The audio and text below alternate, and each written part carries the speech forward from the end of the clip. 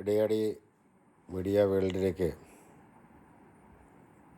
എല്ലാവരുടെയും ശ്രദ്ധ തിരിക്കുന്ന ഒരു പുതിയ സന്ദേശവുമായിട്ടാണ് ഈ വരവ്. നമുക്കെല്ലാവർക്കും അറിയാം, കോക്രോച്ച് പാറ്റ പാർട്ടി കുറച്ച് നാളുകളായിട്ട് മീഡിയയുടെ ശ്രദ്ധയും രാജ്യത്തിൻ്റെ ശ്രദ്ധയും പിടിച്ചു പറ്റുവാൻ വേണ്ടി പല പല ഊഞ്ഞാലുകളികളും അവർ കാണിക്കുന്നുണ്ട്. അതിൻ്റെ കാരണം പറയുന്നത് സുപ്രീം കോടതി ജഡ്ജിയുടെ പരാമർശം. അപ്പോൾ നീറ്റ് പരീക്ഷയിലുണ്ടായ ചോദ്യപേപ്പർ ചോർച്ച അത് കണ്ടുപിടിച്ചത് ആരാണ്, അത് നിർത്തിവെച്ചു, അങ്ങനെ പല പ്രശ്നം ഉണ്ടായി. അപ്പം നീറ്റ് പരീക്ഷയുടെ ചോദ്യപേപ്പർ ചോർച്ചയാണ് പാറ്റ പാർട്ടിയുടെ അജണ്ട ഒന്നാമത്തെ കാര്യം ഉണ്ടായിരുന്നത്. അങ്ങനെ നീറ്റ് പരീക്ഷ എഴുതാൻ ഇരുന്ന വിദ്യാർത്ഥികൾക്കുണ്ടായ മാനസിക പ്രശ്നങ്ങളും അതെല്ലാവർക്കും അറിയാവുന്നതാണ്. അതെല്ലാവർക്കും വിഷമവുമുണ്ട്. പക്ഷേ ഇതിൻ്റെ അകത്ത് മന്ത്രി എന്ത് പിഴച്ചു? മന്ത്രി ഒരു വകുപ്പ് കൈകാര്യം ചെയ്യുന്ന ആളല്ലേ. സത്യസന്ധനായ ഒരു അച്ഛനും അമ്മയും ഒരു കുടുംബത്ത് മാന്യമര്യാദയായിട്ട് ഇരിക്കുമ്പോൾ പുറത്ത് കോളേജിൽ പഠിക്കുന്ന ആൺപിള്ളേരോ പെൺപിള്ളേരോ അവർ വഴിതെറ്റിപ്പോയി ഡ്രഗിന് അഡിക്റ്റായി അടിപിടി ഉണ്ടാക്കി പോലീസ് പിടിച്ചു കഴിഞ്ഞാൽ അച്ഛനും അമ്മയും തൂക്കിക്കൊള്ളണോ? ഇങ്ങനെ പറയുകയാണെങ്കിൽ മന്ത്രി രാജിവെക്കണമെന്ന് പറയുകയാണെങ്കിൽ പിന്നെ അച്ഛനും അമ്മയും തൂക്കിക്കൊള്ളണമല്ലോ. വേറെ ഒരാൾ എവിടെയോ ചെയ്യുന്ന ഒരു കാര്യത്തിന് ആ മന്ത്രി രാജിവെക്കേണ്ട കാര്യം എന്താ ഉള്ളത്? ഇത് എൻ്റെ അഭിപ്രായമാണ്.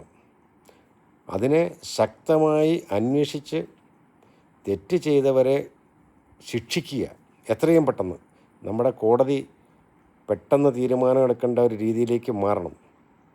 അല്ലാണ്ട് സിവിൽ കേസ് പോലെ എൻ്റെ അതിലെ 5 സെൻറ്റൻസ് കാണാനില്ല, 50 കൊല്ലം അയാൾ ചത്ത് കഴിഞ്ഞിട്ടാണ് അതിനെ വിധി പറഞ്ഞത്, അങ്ങനെ പറയാൻ പാടില്ല. നമ്മുടെ ഈ ഭാരതത്തിൽ സമയപരിധിയിൽ എല്ലാ കേസുകളും കൊണ്ടുവരണം. അതാണ് ഇനി വേണ്ടൊരു ആവശ്യം. 3 കൊല്ലത്തിനകം തീരുമാനം ഉണ്ടാകണം മാക്സിമം. ഭയങ്കര എത്രയും വലിയ കേസാണെങ്കിലും അത് 3 കൊല്ലത്തിനകം തീരുമാനം ഉണ്ടാകണം. ആ രീതിയിലുള്ള ജുഡീഷ്യറിയുടെ ഒരു അഴിച്ചുപണി അത്യന്താപേക്ഷിതമാണ്. രണ്ടാമത്, ഈ പാറ്റ പാർട്ടി ജന്തർ മന്ദറിൽ സമരം ചെയ്യാൻ വന്നു. നമുക്കറിയാം, ലോകത്തിലെ ഏറ്റവും ജനസംഖ്യ ഉള്ള രാജ്യമാണ്, ലോകത്തിൻ്റെ നെറുകയിലേക്ക് വളർന്നു വരുന്ന രാജ്യമാണ്. നമ്മൾ ഒരു സൂപ്പർ പവറിലേക്ക് പതുക്കെ പടിപടിയായിട്ട് നമ്മൾ കയറിക്കൊണ്ടിരിക്കുന്ന രാജ്യമാണ്. ലോകത്ത് ശക്തിയുള്ളവർ അവരുടെ ആഗ്രഹങ്ങൾക്ക് വേണ്ടി മറ്റുള്ളവരെ ആക്രമിച്ച് ഓരോരോ കാര്യങ്ങൾ നടത്തുന്ന സമയമാണ്.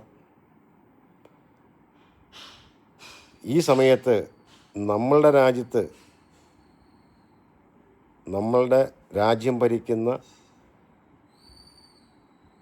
മന്ത്രിമാരും പ്രധാനമന്ത്രിയും രാജ്യത്തിനൊരു അരക്ഷിതാവസ്ഥ ഉണ്ടാകാതിരിക്കാൻ വേണ്ടി, വിലക്കൂടുതൽ ഉണ്ടാകാതിരിക്കാൻ വേണ്ടി നയതന്ത്രപരമായ രീതിയിൽ കാര്യങ്ങൾ മുന്നോട്ട് കൊണ്ടുപോകുമ്പോൾ ഇവിടെ പ്രതിപക്ഷത്തിനും അംഗസംഖ്യയില്ലാത്ത ചില രാഷ്ട്രീയ പാർട്ടികളും ഭരണം നഷ്ടപ്പെട്ടു പോയ ആളുകളും എല്ലാവരും പാറ്റാ പാർട്ടിയുടെ കാലെ തൂങ്ങി ജന്തർ മന്ദറിലേക്ക് പോയി അവിടെ ഒരു പ്രക്ഷോഭം നടത്തേണ്ട കാര്യമുണ്ടോ? ആദ്യത്തെ ചോദ്യം അതാണ്. നീറ്റ് പരീക്ഷയിലെ ചോദ്യപേപ്പർ ചോർന്നിട്ടുണ്ടെങ്കിൽ ഈ പറയുന്ന ആളുകൾ ഭരിച്ചിരുന്ന സമയത്തും പല പ്രാവശ്യം ചോദ്യപേപ്പർ ചോർന്നിട്ടുണ്ട്. പുറകോട്ടൊന്ന് വിശകലനം നോക്കിയാൽ നമുക്കറിയാം. അപ്പോൾ ഇപ്പം നടക്കുന്നത് എന്താണ്? രാജ്യസുരക്ഷയ്ക്ക് ചോദ്യം വരുന്ന രീതിയിലുള്ള അക്രമാസക്തമായ രീതിയിലാണ് ജന്തർ മന്ദറിൽ കാര്യങ്ങൾ നടക്കുന്നത്. നമുക്ക് സോഷ്യൽ മീഡിയയിൽ കൂടി കാണാൻ സാധിക്കുന്നു. ഇന്ത്യയെ നേപ്പാളാക്കും, ബംഗ്ലാദേശാക്കും, ശ്രീലങ്കയാക്കും. ഈ കുഞ്ഞുങ്ങൾക്ക് ഇതറിയാൻ പാടില്ലേ? ഇന്ത്യ ഭരിക്കുന്നത് ലോകത്തിലെ ഏറ്റവും വലിയ രാഷ്ട്രീയ പാർട്ടി എന്ന് പറയപ്പെടുന്ന ഭാരതീയ ജനതാ പാർട്ടിയാണ്. അതിൻ്റെ ചുക്കാൻ പിടിക്കുന്ന 45 രാജ്യങ്ങളുടെ പരമോന്നത ബഹുമതി സിദ്ധിച്ച രാഷ്ട്രത്തലവനായ നരേന്ദ്ര ദാമോദർ ദാസ് മോദിയാണ്. ഒരു പടത്തലവനെ പോലെയാണ് മുന്നേ നിൽക്കുന്നത്. ആ പടത്തലവൻ്റെ മുമ്പിൽ ഇതുപോലത്തെ പാറ്റകൾ വന്നിട്ട് അവിടെ നിന്നിട്ട് അവർക്ക് ഇവിടെയുള്ള ആളുകളുടെ സപ്പോർട്ട് കൊടുത്തിട്ട് വല്ല കാര്യമുണ്ട്? ശക്തമായ ഒരു മിലിറ്ററി, ഒരു ഡിഫൻസ് സംവിധാനം നമുക്കുണ്ട്. ഇന്ത്യൻ ഡിഫൻസ് എന്ന് പറഞ്ഞു കഴിഞ്ഞാൽ ലോകത്തിലെ നമ്പർ 1 ആണ്. അതിൻ്റെ കീഴിൽ പല പടയാളികളെ പോലെയുള്ള പല യൂണിറ്റുകളുണ്ട്. ആ യൂണിറ്റുകളെയൊക്കെ തെറിപ്പിക്കില്ല അവർ. വെറുതെ ഈ കുഞ്ഞുങ്ങളുടെ ഭാവി കളയണെന്തിനാ? ഫിംഗർ പ്രിൻ്റ് എടുത്ത് ആധാർ കാർഡ് ഇട്ട് ലിങ്ക് ചെയ്ത് രാത്രി വീട്ടിൽ നിന്ന് ഇറങ്ങിക്കൊണ്ട് പോയാൽ അവരറിയുമോ? അറിയില്ല. ഇതൊക്കെ സൂക്ഷിക്കണം. രക്ഷകർത്താക്കൾ അവരവരുടെ മക്കളെ പുറത്തേക്ക് വിടുന്ന പോലെ ചെറുപ്പക്കാരല്ലേ പുറത്തേക്ക് പോകുന്നത്. ഇങ്ങനത്തെ അടിപിടി കേസിന് രാഷ്ട്രത്തിനെതിരായിട്ട് പോകുന്നത് സൂക്ഷിക്കണം. നിങ്ങൾ സമരം ചെയ്തോ, ന്യായമായിട്ട് സമരം ചെയ്യുക, അതൊരു മൗലിക അവകാശമാണ്. പക്ഷേ രാഷ്ട്രത്തിനെ വെല്ലുവിളിക്കരുത്. കുരുമുളക് സ്പ്രേ, 10-25 വണ്ടി തകർക്കുക, അപമര്യാദയായിട്ട് പെരുമാറുക, ഇതൊക്കെയാണോ ഒരു സമര രീതി? അതുകൊണ്ട് ഒന്നേ പറയാനുള്ളൂ, അടി മേടിച്ച് പാടുമായിട്ട് വീട്ടിലേക്ക് പോകാതെ മാന്യമായ രീതിയിൽ സമരം ചെയ്യുക. രാഷ്ട്രീയ കുതന്ത്രങ്ങൾ ഉപയോഗിച്ച് രാഷ്ട്രീയ പാർട്ടികളെ ബലിയാടുകളാക്കരുത് ഈ കുഞ്ഞുങ്ങളെ. ആ കുഞ്ഞുങ്ങൾക്ക് ഒരു ഭാവിയുള്ളതാണ്. രാഷ്ട്രീയ പാർട്ടിക്ക് നിങ്ങൾക്ക് നിങ്ങളുടെ കുതന്ത്രങ്ങൾ ചെയ്യുമെങ്കിൽ നിങ്ങൾ നേരിട്ട് പോകും. എന്താ നിങ്ങൾ നേരിട്ട് പോയിട്ട് ജന്തർ മന്ദറിൽ സമരം ചെയ്യാത്തത്? ഈ കുഞ്ഞുങ്ങൾ പാർട്ടി എന്ന് പറഞ്ഞ കുഞ്ഞുങ്ങൾ വന്നു കഴിഞ്ഞപ്പോൾ അവരുടെ പുറകെ പോയി എന്തിനാണ്? അപ്പം നിങ്ങൾക്ക് ഉദ്ദേശം അജണ്ട വേറെയാണ്.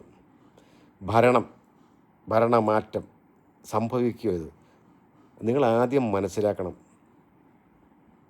ലോക രാഷ്ട്രങ്ങളുടെ മുമ്പിൽ തലയെടുപ്പ് നിൽക്കുന്ന ഭാരതം ഭരിക്കുന്ന നരേന്ദ്ര ദാമോദർ ദാസ് മോഡിയുടെ ലീഡർഷിപ്പിൽ രാജ്യം ഭരിക്കുന്ന BJPയോട് ഇനി നിങ്ങൾക്ക് സ്വപ്നം കാണാൻ സാധിക്കുമോ? ഈ സൗത്തിൽ കേരളത്തിലും അവിടെ ഇവിടെയൊക്കെ ആയിട്ടുള്ള ഭരണമല്ലാണ്ട് ഇനി നോർത്ത് വേറെ സ്ഥലത്തേക്ക് തൊടാൻ പറ്റുമോ? എന്തൊക്കെ കേരളത്തിലെ മീഡിയ എന്തൊക്കെ ഘോഷിച്ചാലും ഒന്നും നടക്കാൻ പോകുന്നില്ല. ഈ മീഡിയ നെറേറ്റീവ് ആദ്യം മാറ്റണം. സത്യസന്ധമായിട്ട് കാര്യങ്ങൾ പറയണം. അവിടെ വണ്ടി തകർത്തത് നിങ്ങൾ ഇതുവരെ ഒരു മീഡിയയിൽ കാണിച്ചില്ലല്ലോ. രഞ്ജിനി ഹരിദാസ് അവരെ പറ്റിയൊന്നും പറയുന്നില്ല. അപ്പം ഇവിടുത്തെ കുറച്ച് സിനിമാക്കാർ ഇറങ്ങിയിട്ടുണ്ട്. സോഷ്യൽ മീഡിയയിൽ വേറൊരു കാര്യം കണ്ടു.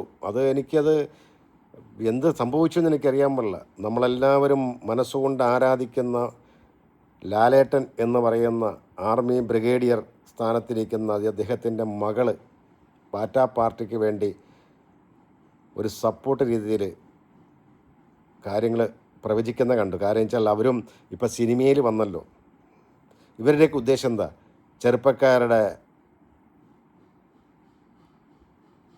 ആവേശപരമായിട്ട് സപ്പോർട്ട് ചെയ്താൽ അവരുടെ സിനിമ വിജയിക്കുമെന്നാണ്. ഇവർക്കൊക്കെ ജീവിക്കേണ്ടതല്ലേ ഇവിടെ? അതൊക്കെ അവരാലോചിക്കണം. ആവേശം കൊണ്ട് ആരെങ്കിലും പറയണ കേട്ട് സമനില തെറ്റി സംസാരിക്കരുത്. രാജ്യം എങ്ങോട്ടാണ് പോകുന്നത്? ഈ സമയത്ത് രാജ്യം എന്താണ് നേരിടുന്നത്? രാജ്യത്തിന് എന്താണ് ആവശ്യം? സമാധാനത്തോടെ മുന്നോട്ട് പോകണം. ദൈനംദിനമുള്ള ഭക്ഷണ സാധനത്തിൻ്റെ വില കൂടാണ്ടൊക്കെ നോക്കാനുള്ള കാര്യക്ഷമമായ ഭരണം നടത്തുന്നവരെ സപ്പോർട്ട് ചെയ്ത് ഈ സമയത്ത് രാജ്യസുരക്ഷയ്ക്കും വില കൽപ്പിക്കേണ്ട. ഏത് സമയത്തും ഒരു യുദ്ധം പൊട്ടിപ്പുറപ്പെട്ടാൽ ഇവരൊക്കെ എവിടെ പോകും? ഇതൊക്കെ ഇവർക്ക് അറിയാവൂ. നമ്മുടെ അയൽ രാജ്യങ്ങളിലൊക്കെ യുദ്ധം നടന്നുകൊണ്ടിരിക്കുകയാണ്. നാളെ പാകിസ്ഥാനുമായിട്ടൊരു യുദ്ധം പൊട്ടിപ്പറപ്പഴേ ഇവനൊക്കെ വീടിൻ്റെ പുറത്തിറങ്ങുമോ? ഇറങ്ങൂലല്ലോ. അപ്പോൾ അതുകൊണ്ട് എല്ലാ പാറ്റയും മീനാമ്പേച്ചുകളൊക്കെ വീട്ടിയിരിക്കുക, രാഷ്ട്രത്തിൻ്റെ ഉയർച്ചയ്ക്ക് വേണ്ടി പ്രവർത്തിക്കുക. നിങ്ങൾക്ക് കംപ്ലൈൻ്റ് ഉണ്ടെങ്കിൽ ആ രീതിയിൽ സത്യാഗ്രഹം ചെയ്യുക, സമരം ചെയ്യുക. പക്ഷേ രാഷ്ട്രത്തിൻ്റെ സ്വത്ത് നശിപ്പിക്കരുത്, രാഷ്ട്രത്തിനെതിരായിട്ട് വെല്ലുവിളി നടത്തരുത്, മുദ്രാവാക്യങ്ങൾ ചെയ്യരുത്. അറിയാൻ പാടില്ലെങ്കിൽ വീട്ടിൽ രക്ഷകർത്താക്കളോട് ചോദിച്ച് മനസ്സിലാക്കുക, അല്ലെങ്കിൽ ഗുരുക്കന്മാരോട് ചോദിച്ച് മനസ്സിലാക്കുക. ഇത്രയും പറഞ്ഞില്ലെങ്കിൽ ഒരു മനസ്സമാധാനം കിട്ടില്ല എന്ന് വിചാരിച്ചുകൊണ്ട് പറഞ്ഞതാണ്. ബാക്കിയെല്ലാം നിങ്ങൾക്ക് വിട്ടു തന്നിരുന്നു. അഭിപ്രായങ്ങളും ആക്ഷേപങ്ങളും നിങ്ങൾക്ക് പറയാം. നന്ദി. ജയ് ഹിന്ദ്.